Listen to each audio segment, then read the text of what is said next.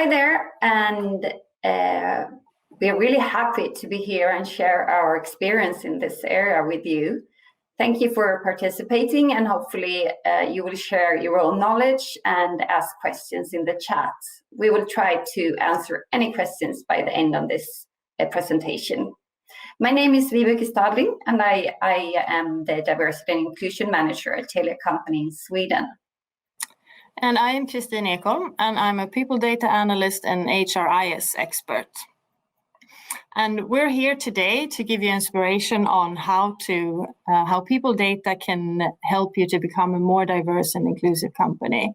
And we want to do this by sharing some of Telia's story on how we visualized the insights. Sorry, I think I went too fast there.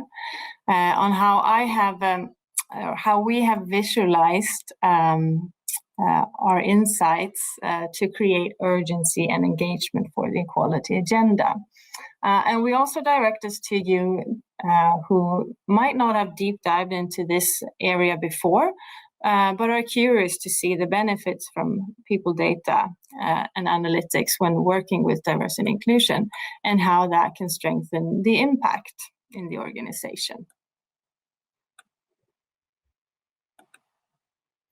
So this is Telia Company's diversity and inclusion ambition to enable and provide equal opportunities for every employee. This is naturally an ongoing journey where we every day strive to become a little bit more equal, diverse, and inclusive. Taking help from people analytics team has increased our opportunity to make impact enormously, and especially when it comes to the gender equality agenda, which is today's focus. It all started several years ago when our Vice President HR wanted to know, not guess, how the gender equality situation was in our company and what needed to be done to change things, what should be retained, and where to put focus. This, since we all know that companies with a balanced gender parity and an inclusive culture are more successful. There was really a need to go from feeling to knowing, instead of having these vague suspicions without facts. So basically, we wanted and needed to be more data-driven. That's when we turned to the people analytic team, and together we started on this exciting journey. Yes, so we teamed up with our diversity and inclusion colleagues to look into how data could add value and answer these questions. Both looking at where we're at and the challenges that we have, but also maybe to find insights on things that we weren't expecting or that we hadn't seen before. And as analysts, we can help making sense of the data and interpret the data and what it actually tells us. So you could also say that we set out to guide the team on this journey from feeling to knowing, as Vibeke just mentioned. So to start with, we needed to identify a number of metrics that are relevant for our organization's business goals. And we did this by looking into research and benchmarking to find some classic metrics, like the share of employees and share of managers, new hires and leavers, pay gap, to name a few. But we also wanted to define some metrics that were specifically relevant to our business. And an example of that is job family distribution. And seeing that Telia is a company we're a very broad business, everything from technology and engineering to retail sales, to customer service and even media, we thought that this could be an area where we could find something, or that we wanted to look deeper into. So we defined some metrics on a global level, but we also looked into some additional metrics, where some of them we're looking at more from a local perspective, like, for example, sick leave and parental leave. And then we do a continuous follow-up on these, both on a yearly basis and quarterly basis out in the countries, depending on the business needs. We also want to focus on the trends when we do this continuous follow-up to see and follow the progress of our work. And so where do we find this data then? Well, to start with, we have our global HR system, and we have the benefit of having one common tool that is used all over the company, where we have not only the workforce data, but also almost all areas and processes. So everything from recruitment to performance management to compensation and so on. And of course, that's a great advantage when working with analytics, seeing that it makes it really simple and easy to combine information and do these intersectional analysis. We also collect data from other analysis that we already do on a recurring basis, like the pay gap analysis, and also other sources such as employee surveys. And for you who might be a bit new in the area, I just want to mention a few things that are important to think about. To start with, of course, data quality is crucial. It's important to have accurate data, not to draw false conclusions. So I would recommend spending time on cleaning up and reviewing your data before starting up, and really look through your processes and try to understand who is entering the data and how does it work. Another thing that's also important is to be aware of the size of the population that you're looking at, the number of employees, so that you don't draw conclusion based on too small numbers. And if you have a small population, then avoid to break down the data too much, but rather look at it at the higher numbers and the higher levels. Right. So with all this in mind, we decided to visualize our data in a more illustrative way so that it could feel accessible and understandable for everyone looking at it. And we will now show you some examples. So if you've never done this before, where can you start? Well, start with the basics, like the general gender balance of the whole company, and compare on country levels, business units, or other for your company relevant levels. Try to see if you can get trends from your data. The longer, the more interesting, of course. When we provided our top management with these trends, they became very interested, and when they saw a lack of improvement, it was caused call to action. One of the most common KPIs used is the so-called equality opportunity KPI. Do the amount of female leaders mirror the female workforce? If yes, this is considered to be a company where a woman can have a career, at least from the classic way of looking at it, becoming a manager. The top executive population mirroring trend is also interesting if you have data on your so-called top talents. Do they mirror the general female population? And moving on to the next slide, the overall gender parity figures can at first sight look pretty good, but when you start drilling down in more areas, differences might be visible. For example, we see that we have few women in tech and that we have for many years wanted to recruit more. As a start, our ambition has been to recruit more female managers in tech. But are we successful in attracting and retaining them? And where in the company are we doing a good job, and why? That raises a big interest, and best practices can be shared between the different countries.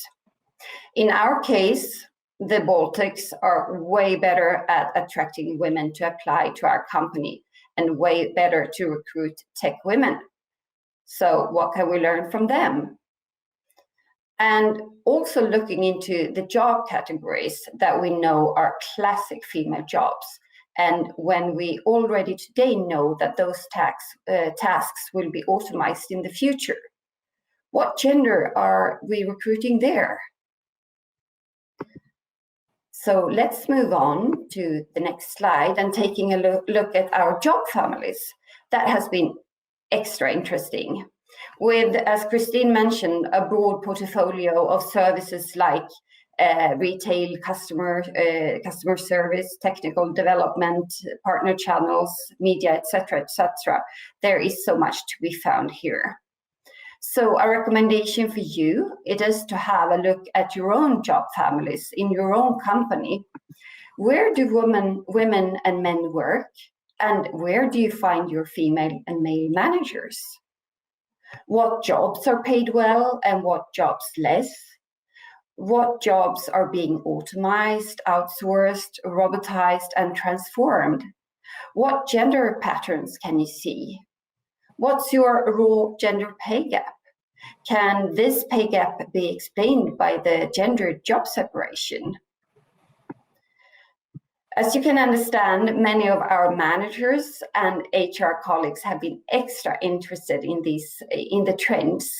How are we compared from year to year or even a longer period of time? This has created a lot of engagement and activities, both when trends curves are going upwards and downwards or standing still. We also decided to deep dive into the question of power. We strive that men and women should have equal opportunities to lead and develop in our company. So how is it going? Here's some examples, what to look at. How is the progression in female leadership and the succession pipeline to executive leadership team? What succession pipelines are male dominated? Career levels, how's our balance, and is there some kind of point where female leaders drop off? And again, looking at job families, how's the leadership there and on what levels? Yeah, as you can hear, the opportunities to deep dive are endless.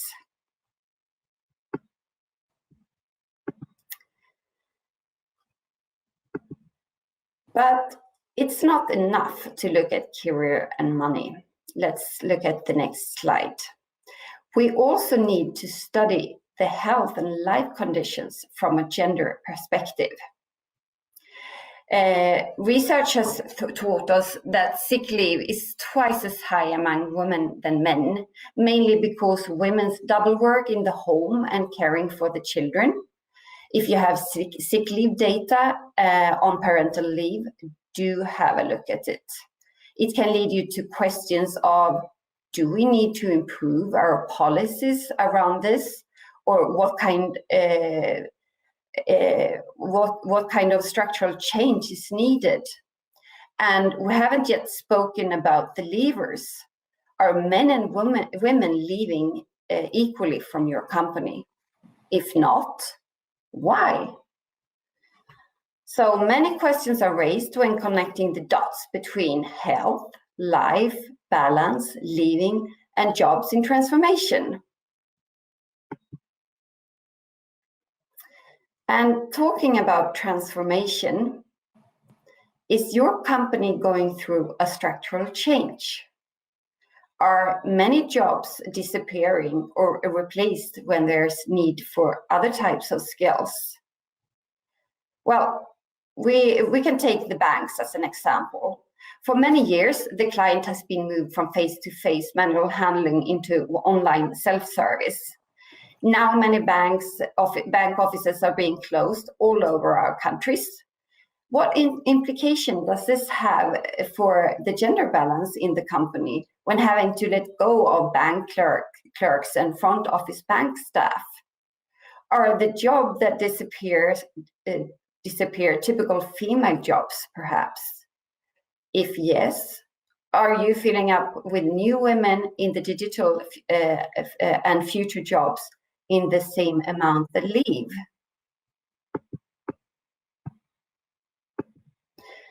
So finally, one of our own major insights, and that has laid ground for a lot of the gender equality agenda in our company, has been our intersectional analysis of the job families. Here they are illustrated in a very easy way so that anyone can understand the problem at once. If our two absolute largest job families have a small share of women, we have to put our efforts and focus there to make the needle move in the right direction.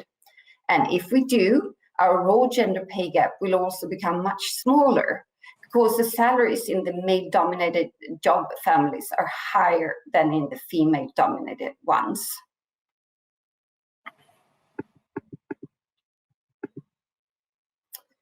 So let's summarize how Telia has put the diversity and inclusion on the agenda and what the outcomes are. And this, our internal work, has also been noticed externally, since our company has been awarded in various ways for the work with diversity and inclusion.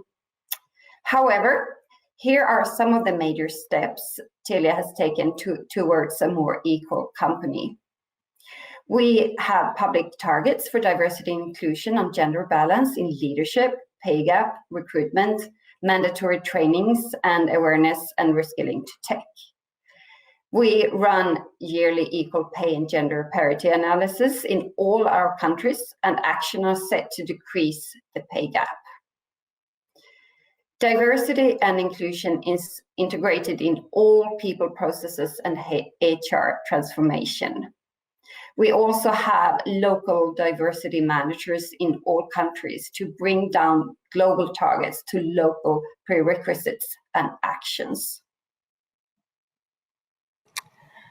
And this collaboration between people analytics and the diversity and inclusion team has also brought the gender analytics many steps forward.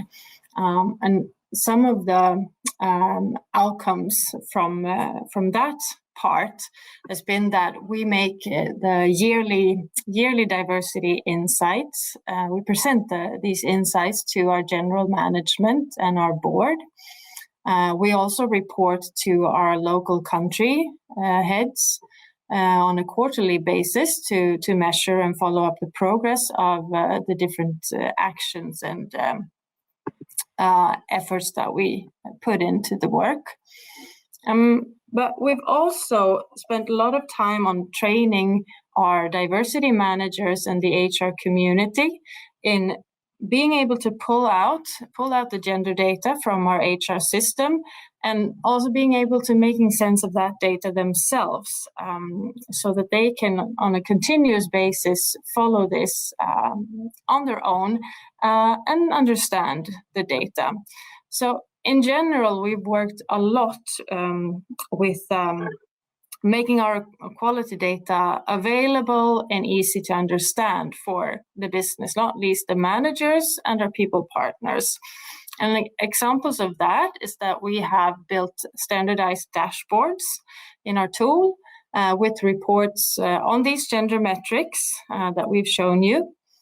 And in these dashboards, you can get a real-time overview of what the diversity or gender balance in your organization looks like. And it's also it's easy to find. You basically just search for gender balance in the tool and you'll find the dashboard. But we don't only focus on the metrics and follow up, but we also use data to support in our processes.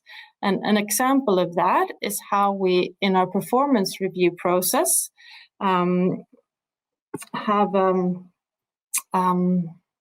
have reports and dashboards where the managers and people partners can monitor the process as it goes along and see how our employees are being rated, to be able to discover any possible biases along the way and be able to take action during the process before it's too late. And that has been really, really appreciated in the business. There are also other tools that we have developed to support our people partners mainly. For example, being able to calculate or make prognosis for workforce planning and forecasting. And basically with the purpose of highlighting that from the gender perspective, so that you have the gender perspective with you when you do your planning to, for example, set your targets or see what you need to do basically to reach your targets, I should say.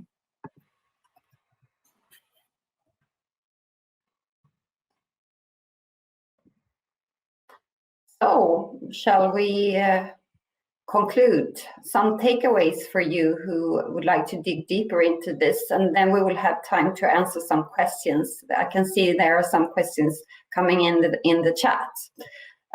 So let me start with the empower the decision makers. With that said, with data and analytics, we give the decision makers the right insights. We give them confidence and validity to actively focus and take action to reach our set targets in gender parity and diversity and inclusion overall.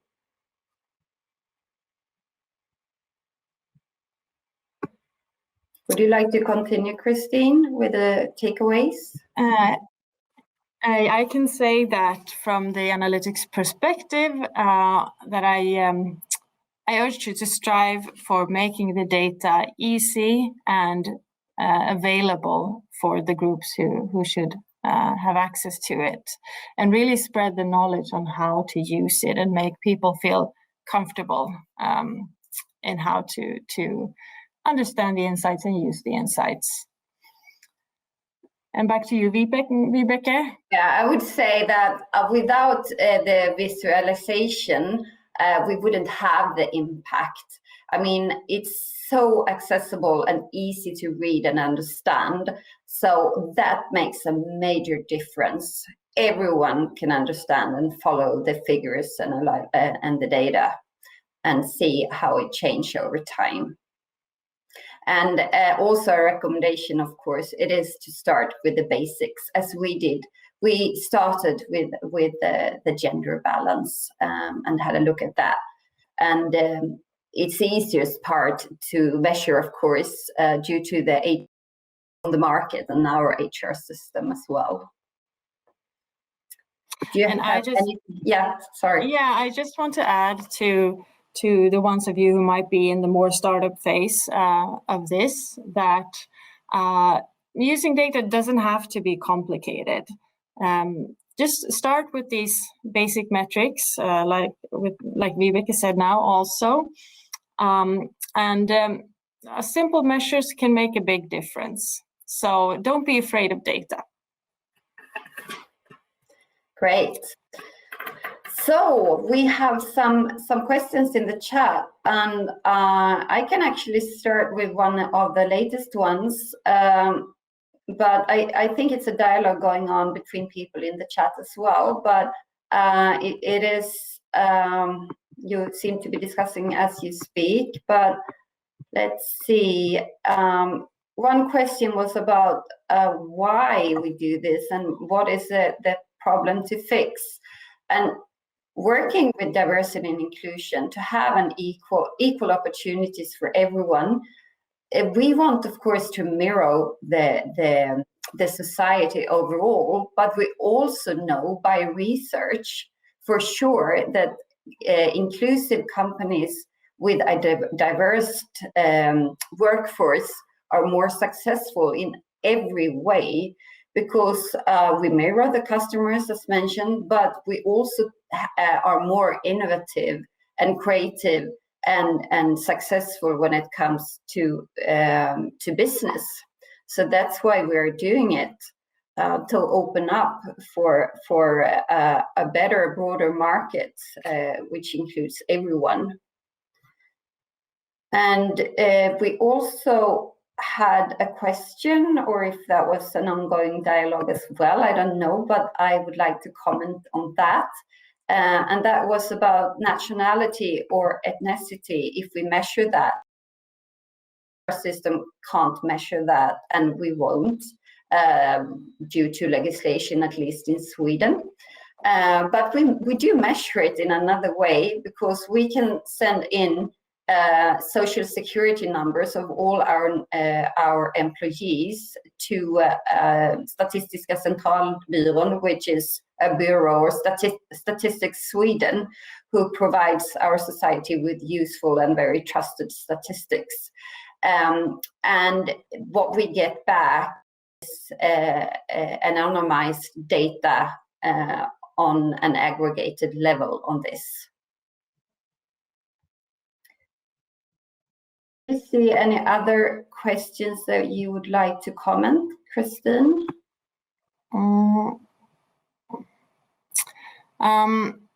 Yes, I have one question here. It says, it sounds like you give people reporting access to HRIS instead of building tailored visualization for individual people partners. If so, why? Well, that is not entirely the case. The way that we have set it up is that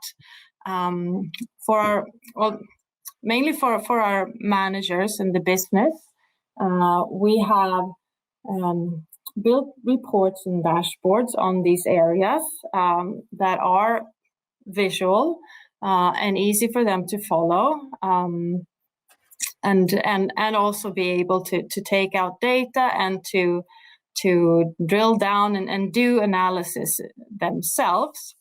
And when it comes to our people partners, it's pretty much the same. They have the same accesses, and they can also use the data in the same way. Like I said, doing analysis. When you ask if we've made visualizations for individual people partners, at this point we haven't built anything for individual partners, but in the tool there are other options or functionalities, and we are looking into new functionalities to make it maybe even better for individuals to adapt the reporting and dashboards to their needs. Great. And I want to thank Peter Klintmalm. He was mentioning that language is a really interesting aspect to look at, and that is something we don't measure today, but it's a really interesting idea that we will bring with us. And then we had another question of if we are using legal gender or self-identified gender when we measure. And for the moment, it is the legal gender aspect, but we are right now looking into this self-identified gender survey, if we could measure it in another way. But it will, of course, not be mandatory to fill that survey in, but it will give us like a broad view or understanding what it looks like in our company. So hopefully that is something we can try out later on this fall or next year. Great. I think it's about to round up and end this session. And thank you so much for all your thoughts. There is a lot going on in the chat, so we will look into that later on and see if there is any more comments that needs to be answered. Otherwise, you will have the presentation with you later on this week. Yeah, thank you so much for joining. Thank you. Bye. Bye-bye.